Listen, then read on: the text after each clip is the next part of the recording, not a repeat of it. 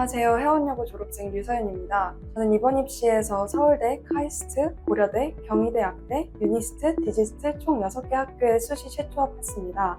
그리고 최종적으로 서울대학교 바이오시스템 소재학부에 등록을 했는데요.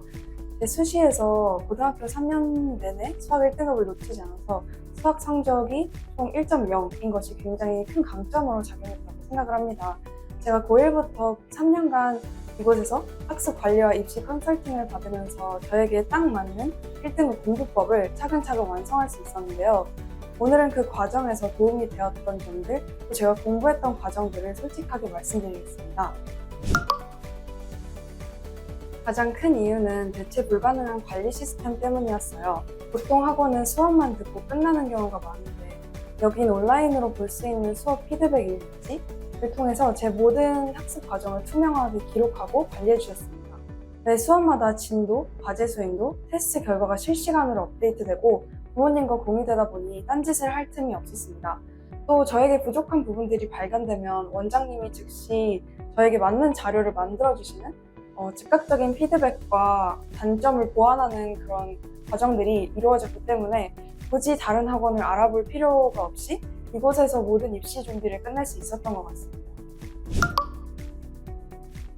저는 학원에서 짜준 5단계 루틴을 계속 지켜나가려고 노력을 했습니다.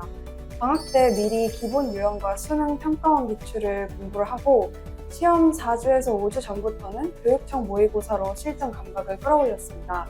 특히 시험 직전 2주간 진행되는 마무리 엔제와 시뮬레이션이 결정적이었는데 학교 수준보다 한두 단계 높은 기출 문제로 하드 트레이닝을 한 다음에 실전에서 좀 더 편안하게 모래주머니 효과를 이용해서 좀 더 실전에서 제 실력만큼 실력 발휘를 할 수 있었던 것 같습니다. 덕분에 가장 어려웠던 미적분 시험에서도 전교에서 유일하게 100점을 받은 경우도 있었습니다.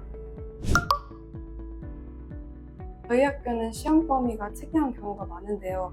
주변 학교보다 시험 좀 더 좁은 범위를 긴 기간 동안 배우거나 아니면은 뒤쪽으로 가서 굉장히 많은 분량을 압축해서 배우거나 하는 경우들이 많았습니다. 그래서 다른 학원에 가면 또 대치동까지 와서 수업을 듣는 저희 학교 친구들이 없다 보니까 저희 학교에 맞는 진도로 수업을 해주시는 그런 학원이 잘 없어서 학원을 선택하는 데도 굉장히 고민이 많았는데요. 저희 학원에서는 저희 학교에 맞는 1대1 커스텀 자료를 만들어주시기 때문에 이런 문제를 해결할 수 있었습니다. 예를 들어서 수능 특강 문제를 3학년 때 공부를 할 때 주관식으로 바꿔서 문제를 풀어보거나 아니면 숫자를 변형한 시험지를 여러 개 풀어보면서 실제로 내신 시험에서 어떤 변형이 나와도 당황하지 않고 좀 침착하게 풀어나갈 수 있었던 것 같습니다. 제가 3학년 때 9월 모의고사에서 80점을 받고 크게 좌절했었던 경험이 있습니다. 이때 학원에서 원장님이 제 문제를 정밀하게 분석을 해주셨어요.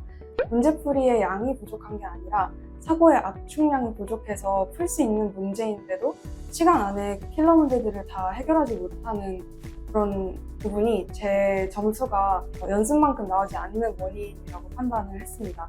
그래서 그 분석에 맞춰서 시중에 사설 모의고사를 분석해서 저에게 딱 맞는 시험지들을 선별해 주시고 어디서든 볼 수 있도록 온라인 채점 피드백을 공유를 해주셔서 제 사고 과정을 하나씩 교정해 나갈 수 있었습니다.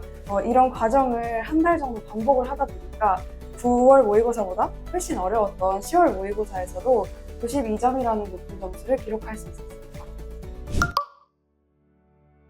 저는 솔직히 집에서는 공부가 잘 안 되더라고요.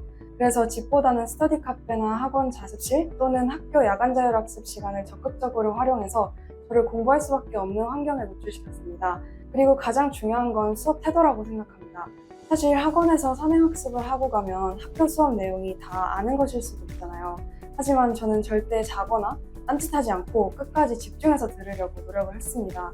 대신 선생님께서 말씀하시는 내용을 받아 적고 기록하는 필기에 집착하기보다 저 내용이 왜 저렇게 되는지, 왜 저렇게 설명을 하고 있는지 머릿속에 그 내용이 완벽하게 이해되도록 하는 것을 목표로 수업을 들었습니다. 이런 수업 태도가 선생님들께 좋게 보여서 결국 학교생활기록부 채택에도 긍정적인 영향을 미쳤다고 생각합니다. 저는 두 가지를 말씀드리고 싶습니다.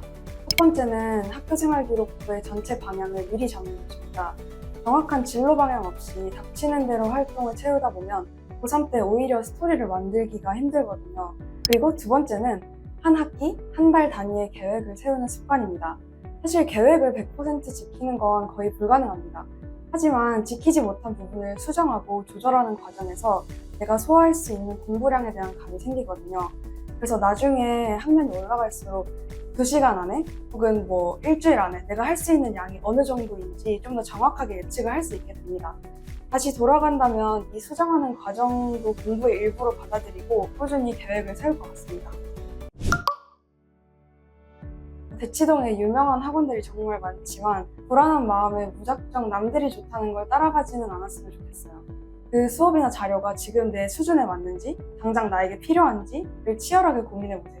제가 대치동의 수많은 대형학원 대신 여길 선택하고 3년 동안 다닌 이유도 유명세보다 저에게 딱 맞는 맞춤 분석과 자료가 굉장히 필요했기 때문입니다. 그리고 아직 진로를 못 정했다면 조급해하지 말고 저도 사용했던 방법인데 기사나 영상 같은 다양한 매체들을 접해보면서 시야를 넓혀보는 게 굉장히 도움이 될 거라고 생각합니다.